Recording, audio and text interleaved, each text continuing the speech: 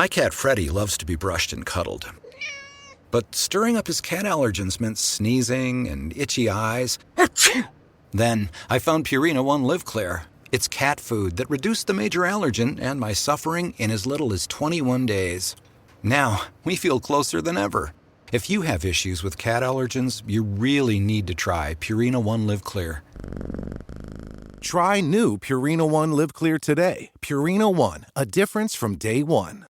ChatGPT Plus is free for college students through May. Here's the thing. You've got a lot to do between now and then. Studying for finals, writing papers, trying to keep your life on track. And ChatGPT can help with all of it. It can quiz you for your econ exam, make a study guide from your French notes, plan out your meals and study breaks. It can get really specific on how you like to learn. It can even help you come up with ways to stop procrastinating. So from now until summer break, take advantage of all the ways ChatGPT can make your life easier. Restrictions apply.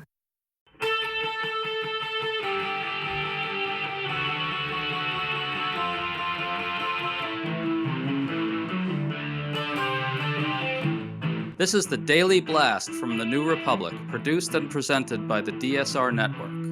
I'm your host, Greg Sargent.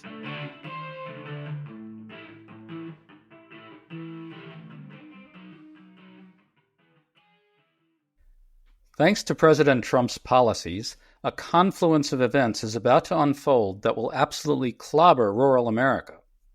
First, there's Trump's trade war. On Tuesday, Trump unleashed a bizarre rambling rant that indicated he's absolutely fine with letting it drag on forever, our exporters be damned. Meanwhile, there are new indications that farmers in Trump country are already getting hammered by these tariffs. On top of that, the House GOP's planned cuts to Medicaid are very likely to be a massive problem for rural hospitals, and big GOP cuts to food stamps will also inflict pain on rural areas. So is there an opening here for Democrats to win back some ground in these places? Today we're talking about all this with Matt Hildreth, Executive Director of RuralOrganizing.org and a veteran Democratic operative in rural areas. Matt, great to have you on. Thank you for having me on the show. I'm a big fan. Thanks, Matt. Let's start with what Trump said on Tuesday. He was talking about how he hasn't yet made any deals with other countries to dial down tariffs. Listen to this. Just to finish, we also have a situation, because everyone says, when are you going to sign deals? We don't have to sign deals. We could sign 25 deals right now, Howard, if we wanted. We don't have to sign deals. They have to sign deals with us. They want a piece of our market. We don't want a piece of their market. We don't care about their market. They want a piece of our market. We're going to sit down and we're going to put very fair numbers down, and we're going to say, here's what this country, what we want, and congratulations, we have a deal. And they'll either say, great, and they'll start shopping, or they'll say, not good, we're not going to do it. And I said, that's okay, you don't have to shop. Matt, the quote that jumps out at me is, we don't care about their market. Here he's clearly saying we may never make deals that will dial down the trade war. What do you think farmers who rely on exporting food to international markets are going to make of that? Yeah, I think that that's a really good point. I mean, when you talk to folks in small towns and rural communities, they're paying attention to markets. That's something that you learn when you're a farmer and you study things like ag economics. It's all about understanding the markets. And I think sometimes there's a lot of stereotypes about farmers. They're just, kind of dumb hayseeds that are simple people that sit on tractors all day. But farming is pretty sophisticated, whether you're a farm worker, working out for the growers in the fields, or you're sitting in a combine. There's a ton of science and there's a ton of economics. It's all economics. And, I actually think Donald Trump probably really doesn't care about the markets. He's more focused on his favorability. He's more focused on his vengeance. But farmers absolutely care about their markets. It takes years to establish relationships in international markets for farmers, especially when it comes to farmers in the Midwest with corn and especially soybeans. And, farmers have been dedicating tons and tons of time and resources to establishing those relationships. And many farmers are seeing those evaporate overnight. Well, the New York Times has a new piece confirming this, reporting that farmers in Iowa are already getting hammered economically and the local economies are slowing down. The Times reports on Monona County, where Trump got 72% of the vote, quotes a farmer there saying the trade war is going to hit hard. A lot of this is due to China's tariffs and retaliation against Trump's tariff. Matt, you spent a lot of time in rural America. Let's talk about how important Chinese markets in particular are for farmers in the places that you organize. Yeah, absolutely. In fact, ruralorganizing.org started in Northwest Iowa in Steve King's congressional district. So it's agriculture is something that we hear about all the time, and especially when it comes to soybeans. That's something that I think people might not recognize if you're not from a farm family. That soybeans are an absolutely critical component of many Iowa farms and have a big impact on rural economies. And so when you lose that foreign Chinese market with your soybeans, that's a huge hit. I've heard things like it's 1 in 3 rows of soybeans are going to China.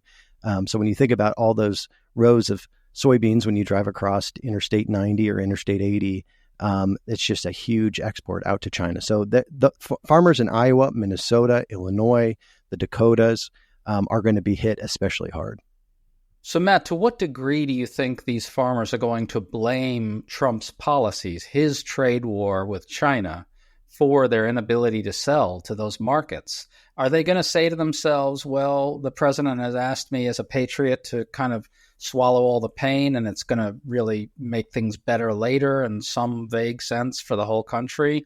Or do they just kind of not really get snowed by that? Now, you're telling me that the farmers you organize among are pretty shrewd people a lot of the time. You'd think they'd see through the sort of folly of the trade war if that's the case. Do they? Yeah, I think there's, kind of 3 components to the answer to your question. One is that one thing we see overwhelmingly in our work is that when good things happen in rural America, many rural voters just assume it was Republicans. We saw that going back to the stimulus checks that the Biden administration sent out, is that people loved those checks. They loved the child tax credits. They love things like that. And they assume it's just Republicans are doing it because Democrats are not present in the communities. And so much of the way the Biden Build Back Better projects were administered were through local and state Republicans. And so when good things happen, people assume it's Republicans. And when bad things happen, their bias just makes them assume it's Democrats. Because Republicans control, the House and the Senate and the White House and the Supreme Court, and because Donald Trump has set himself up as kind of the authority, it's really hard for them to blame Democrats right now, especially because he's gone so far out on a limb on trade. So that's kind of the first piece. The other two, I think, are a little bit harder. One is farmers are very stubborn in their position on Trump. I think that's something that we all know. For many of us that have worked in small towns and rural communities, farmers have supported Trump for a very long time.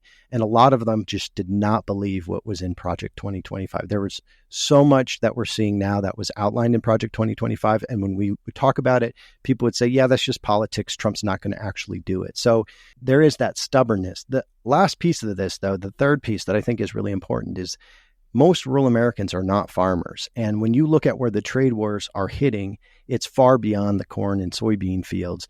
I was just in Home Depot yesterday getting some wood for our chicken coop, and a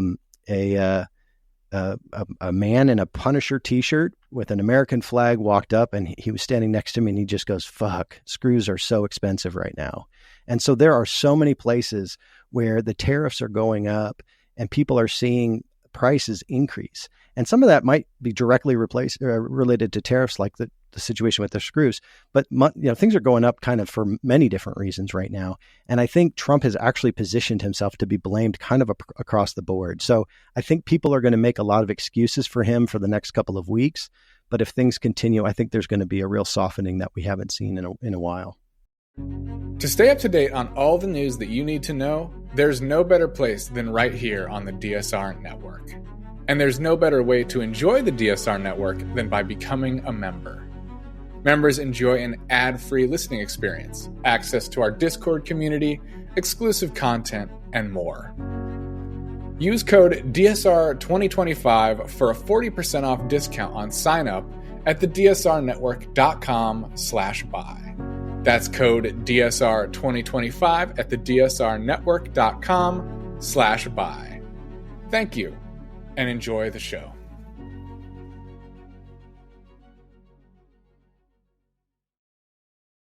So a recent Marist poll found that Trump's support in rural America has pretty much collapsed. It's now at parity, 46 to 45, which is really surprising given that Trump carried rural America overwhelmingly in 2024. I got to ask, Matt, how seriously should we take that, though? Is it kind of a superficial expression of, oh, the screws are expensive, which you overheard from a rural voter just the other day, something that won't actually kind of sink its claws into rural America in any real way? Or is there an actual chance that this will alienate a fraction of these voters enough so that they can get peeled away? How real is it that disapproval of Trump is actually pretty high in rural areas right now? I'm feeling that the disapproval is as high as I've ever seen it. So just, in my day-to-day life, I live in a small town, I live outside a small town. I'm feeling it. My family back in South Dakota is feeling it. That something is happening. So I think that the movement that we're seeing in the polls, and that poll specifically, is real. I've dug into some of the numbers to really try and understand where that movement is happening. It really seems like it has to do with the people who are tuning in to the networks.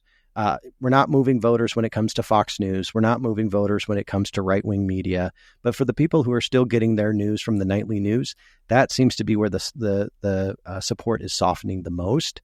And I think it is setting up an opportunity for Democrats to step into that space. But the numbers reflect what I'm seeing in my day-to-day life. And I think there's some big questions, though, about what we do with it, and can we sustain it, or is this just a bad week versus is this a real shift in the momentum?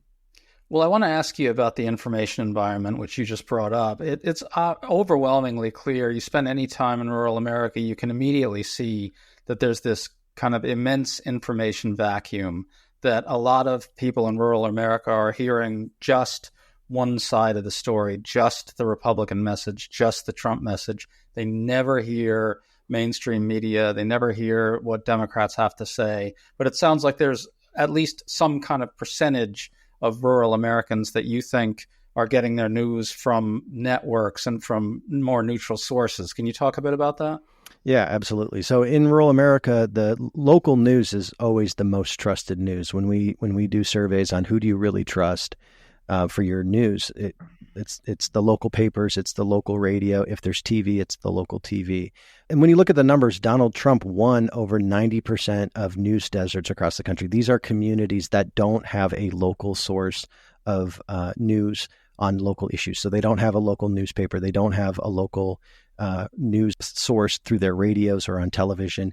And that's where Donald Trump is really succeeding. So when the conversation is about national issues and about national politics, it's very easy for that Fox News talking point to kind of carry the day. But when you have to compare what you're hearing on Fox News or right-wing media to what you're seeing in your local news, it really changes the dynamic quite a bit. So that's why I think, in these places where we do still have some really strong local newspapers, in places like Iowa has amazing small town papers. That's where I think you're seeing some of this support softening up. And then also amongst the viewers, the people at home that get their news from PBS. PBS is still a huge source of news in small towns and rural communities, or the evening news. That's where I think we are seeing people move. It's not huge. It's like 3 to 5 percentage points right now, but I still think that's a significant amount of people. And I think that's where we really need to focus, is the people that are getting their news from places other than Fox News. Yes, most people are getting their news in rural America from Fox News, but it's not everybody. And there's quite a bit of those independent voters that are getting it from other sources. And the margins are what matter here. I feel like a perennial thing we hear from Democrats is that they're always about to regain some ground in rural areas thanks to GOP budget cuts decimating rural hospitals. But it just doesn't seem to happen. Now we have another test of this. The GOP budget is expected to cut Medicaid by hundreds of billions of dollars. Rural hospital officials recently told the Washington Post that these cuts are going to really erode healthcare availability in these places. Is there any prospect for that to matter this time around? Yeah, I think so. And you mentioned the margins. One of the things that we say all the time, and it kind of started as a joke, and it's become kind of an organizational slogan, and that is lose less. So in a lot of places, we're not actually looking to win even at the city or at the county level. But if we can just move the margins by 3 or 4 percentage points in rural communities across the state, that can have a major impact on statewide elections. So there's places in Wisconsin where I think we are seeing Democrats at the state level doing a lot better because they are cutting margins in rural areas. We're seeing that in Georgia. We're seeing that in North Carolina. So I think oftentimes it's not translating to the top of the ticket. And I think a lot of that has to do with how the presidential campaigns are run on national issues, not on local issues. But I think there are very specific examples in places, especially North Carolina, where you have rural hospitals closing and you have people, getting pretty pissed off about it. Now, do they know how to translate their local hospital closure to policies that the Republicans support, specifically not expanding Medicaid? Maybe not. And that's where we really run into problems in the local news deserts where there's no source of local information. But for the places where Democrats can get in and can connect the dots between their hospital closing and the policy supported by the governor, I think we are seeing movement. Well, there's one other area for Dems to exploit as well, cuts to food stamps. That's something that can also hit rural areas pretty hard. You've actually got some vulnerable House Republicans from rural districts like Derek Van Orden in Wisconsin and Don Bacon in Nebraska.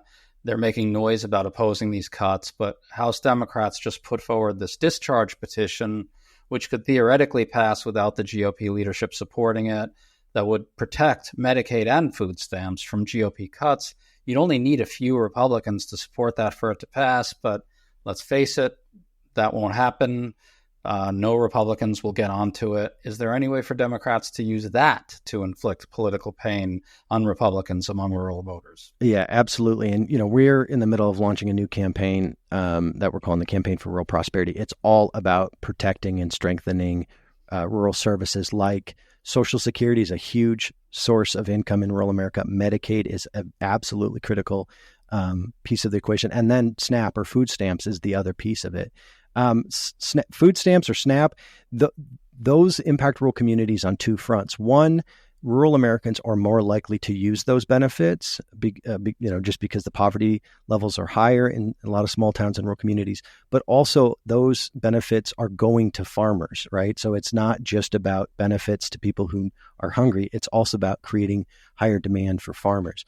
And that's why you see it impacting in places like Wisconsin and Iowa and a number of these congressional districts, right? We don't need to flip a ton of congressional districts to have a massive impact on our politics right now. And, when it comes to Medicaid, there's, between 6 and 10 Republicans at any moment that are really feeling that pressure. And I think piling on with SNAP and piling on with, the Elon Musk conversation about cutting Social Security, I think that's all really good for Democrats right now. I'm really glad you mentioned Musk because it really feels to me like we're seeing this kind of confluence of things all gunning straight for rural America, metaphorically. In a way that I'm not sure we've seen in a long time. There's the trade war, there's the Medicaid cuts, and then there's Doge. Elon Musk is a big looming presence behind all this. I can't imagine he plays very well in rural America. Is there a confluence here in some kind of new way, or are we just going to get disappointed again? Well, the question about whether or not we're going to get disappointed again is, I think, a very real question. And that's the thing that keeps me up at night. And that's, the whole focus of our organization. But it is a special moment right now.